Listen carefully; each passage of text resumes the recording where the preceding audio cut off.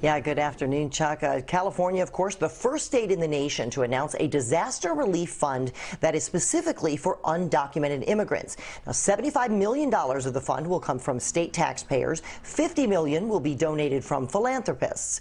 Now, this week, the state is reaching out to some trusted community organizations that have a long history with working with the immigrant population here to determine which groups are in the best position to distribute that money.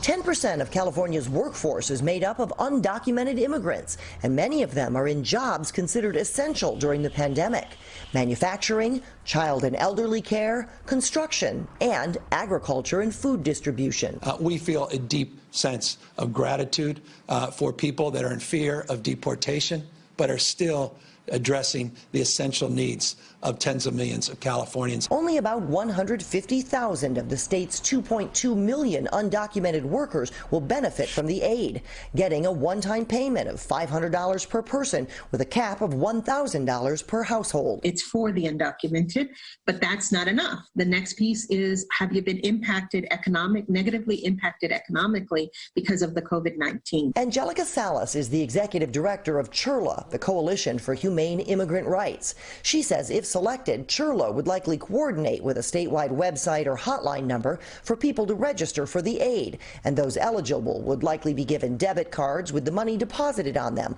or checks might be mailed. A similar program was put in place after California's wildfires. Critics argue people who've broken immigration laws should not be rewarded, but those who support the plan say California's undocumented workers pay $2.5 billion in local and state taxes, and they spend the majority of their $34 billion in earnings at California businesses, yet they remain in the shadows in fear of being deported even during a pandemic. Many times, they've struggled in many recessions and many situations, and when they've lost jobs, they don't have access to unemployment insurance, they don't have access to this, and many times, they go without in order to be safe.